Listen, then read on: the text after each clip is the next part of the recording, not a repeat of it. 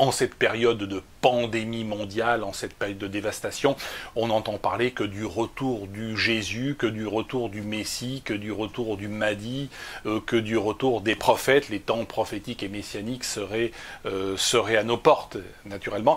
Et puis face à cette logique, eh bien, il y a la sagesse arienne, hein, la sagesse ancestrale de notre peuple.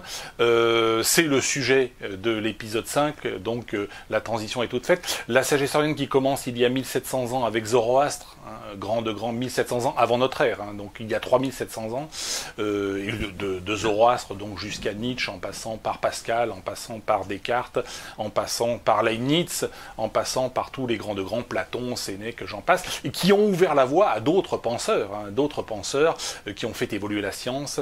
Nous pensons bien sûr à Ambroise Paré, je pense à Adam Smith, je pense à Darwin, je pense également bien évidemment à Einstein et à tous les grands penseurs de la physique, de la biologie, également à Pasteur, à tous les grands médecins.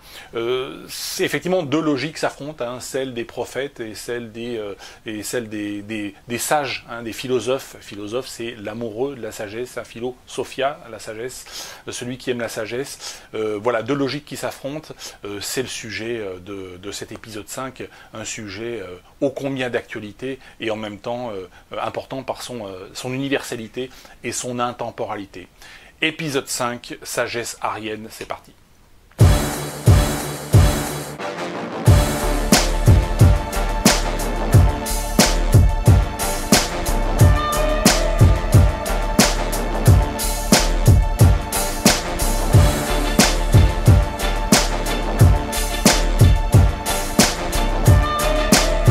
Cet épisode 5 est probablement l'un des plus aboutis sur le plan de la sagesse et sur le plan de l'amour de la sagesse, de la philosophie, de la pensée profonde.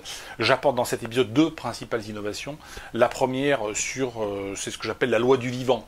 Vous savez que Charles Darwin, le très grand Charles Darwin, nous a expliqué que les espèces évoluaient suite à des variations qu'aujourd'hui on appelle des variations génétiques. Eh bien, les individus les plus adaptés à leur environnement peuvent plus facilement se reproduire, et c'est ainsi que les espèces évolueraient. Alors, cette loi de l'évolution de Darwin, elle est aujourd'hui très contestée. Elle est contestée pour une raison très simple, c'est qu'il y a des espèces qui vivent depuis des centaines de millions d'années, et parfois des milliards d'années pour les bactéries, qui n'ont pas évolué. Par exemple, comme les crocodiles qui sont apparus au Trias, il y a 240 millions d'années, et les requins qui sont apparus il y a 420 millions d'années. Donc nous voyons que des espèces n'évoluent pas, d'autres qui ont fortement évolué. Hein. Les mammifères, depuis 20 ou 30 millions d'années, ont énormément, et depuis 65 millions d'années, c'est-à-dire la disparition des dinosaures, elles ont également fortement évolué. Et puis vous avez des espèces qui, par exemple, connaissent des régressions, qui perdent des capacités. Par exemple, la crevette Niphargus, elle est dépigmentée et aveugle. Alors en quoi le fait d'être dépigmentée et aveugle lui donne-t-elle un avantage reproductif? Donc Darwin ne répond pas à ces questions.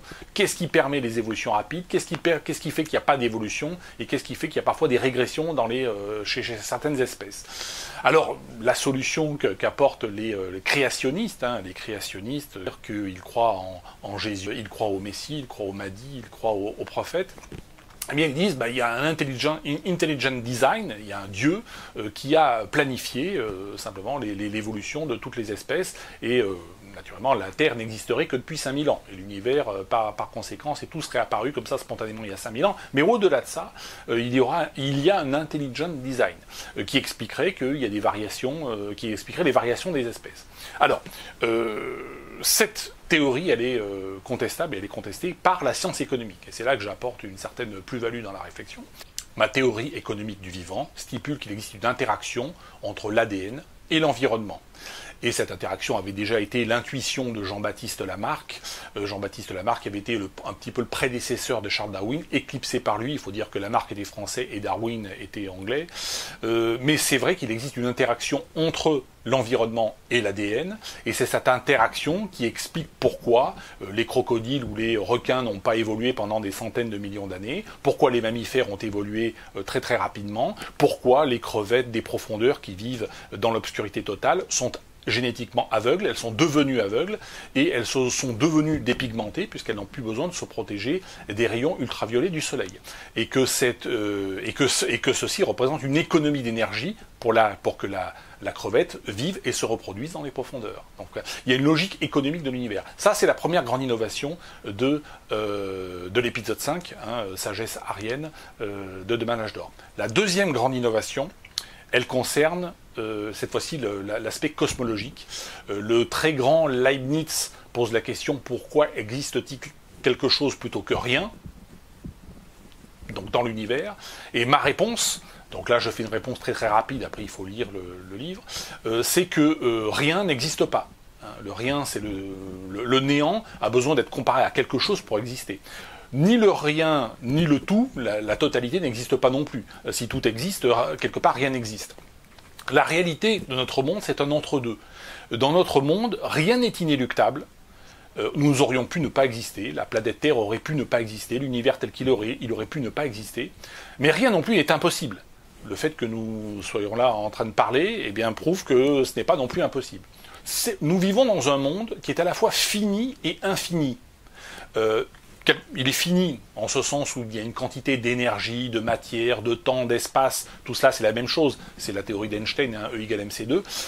Donc ça, c'est limité, effectivement. Il y a une quantité de matière, d'énergie, de temps et d'espace limitée. Mais en même temps, notre univers est en expansion et cette expansion s'accélère. Et cette expansion, elle va à l'infini. Alors l'expansion, c'est pas quelque chose qui est tangible, forcément. C'est pas quelque chose qui est mesurable. Mais on vit dans un monde qui est à la fois fini et infini. Cette idée s'oppose à l'idée des religions où on a une spiritualité descendante avec un dieu général qui donne des ordres et qui a tout planifié, où notre monde serait fini et puis il y aura un au-delà qui serait infini. Moi, ce que je dis, c'est que notre monde est à la fois fini et infini. Et pourquoi le monde évolue-t-il? Pourquoi on va du Big Bang, ensuite la création des galaxies, la création des étoiles, la création des planètes, au niveau des planètes, la création du vivant, le développement des bactéries, puis ensuite nous allons vers une complexification croissante de la matière, parce que à mesure que notre univers est en expansion, eh bien, il y a une tension qui se crée entre ce qui est fini, donc le temps, l'espace, l'énergie, la matière, et l'expansion qui est infinie. Et c'est cette tension qui crée l'évolution et qui fait que les créatures que nous sommes, mais la matière de manière générale et la matière vivante de la même façon, doit réagir de manière économique. C'est-à-dire, nous avons sur Terre, par exemple, des ressources limitées, mais nous avons des besoins illimités. Et c'est cette tension qui crée notre évolution, qui crée l'adaptation des diverses formes de créatures vivantes sur notre planète et probablement aussi sur beaucoup d'autres planètes. C'est ce qui crée même l'évolution de la matière. C'est ce qui fait qu'on va vers que les étoiles ont créé par fusion nucléaire des atomes d'hélium, des atomes de carbone, des atomes, etc. On va vers une complexification de la croissance de la matière parce qu'il y a une tension entre ce qui est fini et ce qui est infini, parce que le fini côtoie l'infini. Mais de la même manière que le fini côtoie l'infini, il peut exister un au-delà dans lequel ce sont les ressources, temps, énergie, matière, espace, qui sont illimitées, donc qui ne sont pas tangibles, et où les esprits seraient limités. Et donc, et là je rejoins l'intuition du très grand Zoroastre, qui est notre maître à tous, et qui est le premier des philosophes, il y a 1700 ans avant notre ère, donc il y a 3700 ans, qui avait dit Dieu est une entité qui est en construction permanente, qui tend vers la perfection sans pouvoir l'atteindre.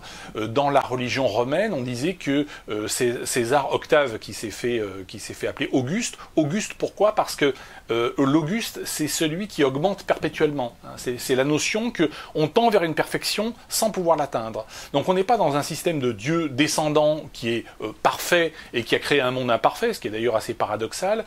C'est pas le moindre de ces paradoxes. L'autre paradoxe, c'est que si Dieu est tout puissant, ben, il est cruel, et que s'il est tout amour, ben, il est impuissant. Donc le dieu descendant, il a quand même beaucoup de paradoxes. Le dieu ascendant, qui est le dieu des sages, qui est le dieu de ce qu'on appelle la sagesse arienne ou la spiritualité arienne, c'est le dieu de Zoroastre. Et c'est ce que je développe donc dans cet épisode 5, un épisode particulièrement profond, particulièrement riche. Donc là, nous n'avons fait qu'effleurer, je n'ai fait qu'effleurer le système et le fonctionnement. Il faut lire le bouquin, naturellement c'est profond. Voilà. Donc merci à toutes et à tous, et je reviens avec vous avec un prochain épisode également très puissant, et je vous dis à bientôt.